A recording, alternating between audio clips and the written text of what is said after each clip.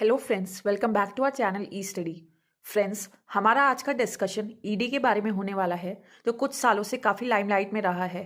आज हम जानेंगे ईडी क्या है, इस एजेंसी का रोल क्या है और इससे रिलेटेड न्यूज़ के बारे में भी बात करेंगे। द इन्फोर्समेंट डायरेक्टरेट एक लॉ इन्फोर्समेंट और इकोनॉमिक इंटेलिजेंस एजेंसी है जो इंडिया में इकोनॉमिक लॉस का प्लान करती है और इकोनॉमिक क्राइम से लड़ती है। ये 1947 के फॉरेन एक्सचेंज रेगुलेशन एक्ट के अंडर एक्सचेंज कंट्रोल लॉ के वायलेशंस को संभालने के ऑब्जेक्टिव से बना था।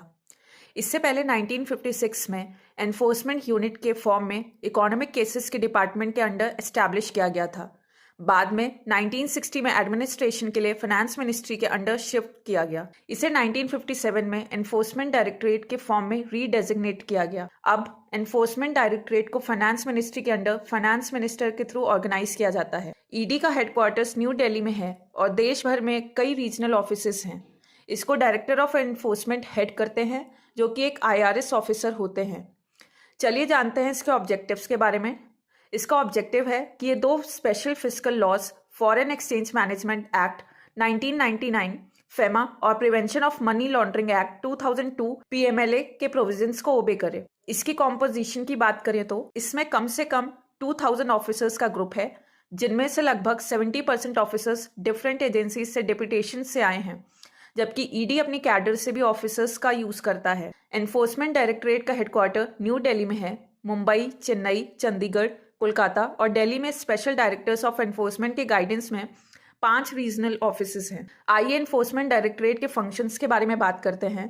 इसके फंक्शंस फेमा के वायलेशंस को इन्वेस्टिगेट करना, prevention of money laundering act 2002 laws और प्रोविजंस के ऑफेंसेस को इन्वेस्टिगेट करना, fugitives from India under the fugitive economic offenders act 2018 के अंडर प्रोसेसिंग करना, फेरा यानी फॉरेन एक्सचेंज रेगुलेशन एक्ट के through adjudicating show cause notice का फैसला करना, फेमा वायलेशंस के कॉन्टेक्स्ट में कंजर्वेशन ऑफ फॉरेन एक्सचेंज और prevention of smuggling activities act 1974 के अंडर प्रिवेंटिव डिटेंशन के मामले को स्पॉन्सर करना, फॉरेन कंट्रीज के साथ PMLA प्रोविजंस के अंडर मनी का रिस्टोरेशन करने में हेल्प करना। स्पेशल कोर्ट PMLA के सेक्शन 4 के अंडर पनिशेबल ऑफेंस के ट्रायल के लिए सेंट्रल गवर्नमेंट हाई कोर्ट के चीफ जस्टिस के साथ कंसल्टेशन में एक या उससे ज्यादा सेशन कोर्ट को स्पेशल कोर्ट्स के फॉर्म में अपॉइंट करती है।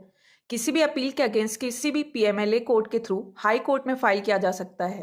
Now let's talk about the news related to it. Anil Ambani से लेकर सचिन तेंदुलकर, गौतम सिंघानिया और नीरा राडिया तक ईडी के पेंडोरा इन्वेस्टिगेशन ने इंडिया के ऑफशोर फर्म्स के ओनर्स को टच किया।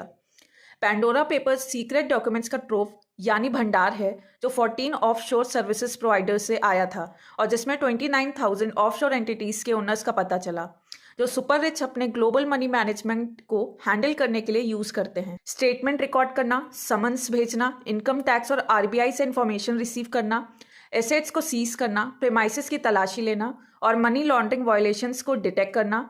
एनफोर्समेंट डायरेक्टरेट की ऑनगोइंग पेंडोरा पेपर्स के इन्वेस्टिगेशन में चल रहे प्रोग्राम्स की एक्सपेक्ट्स हैं जो दिखाते हैं कि 2021 के इन्वेस्टिगेशन में नेम्ड सभी इंडियन ओनर्स के अगेंस्ट इनिशिएटिव लिया गया है।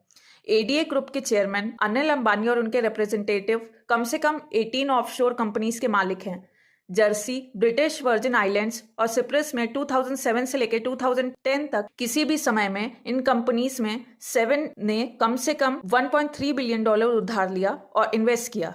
ईडी ने सभी मेन एंटिटीज के बारे में इंफॉर्मेशन मांगी है।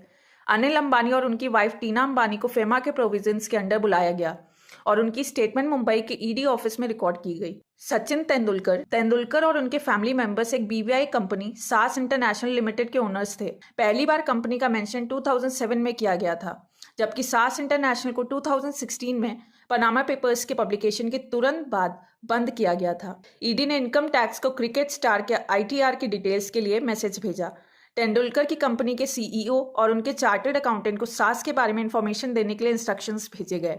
सो फ्रेंड्स, ये था हमारा आज का डिस्कशन। अगर आपको हमारा कंटेंट अच्छा लग रहा हो तो प्लीज़ सब्सक्राइब ज़रूर करें।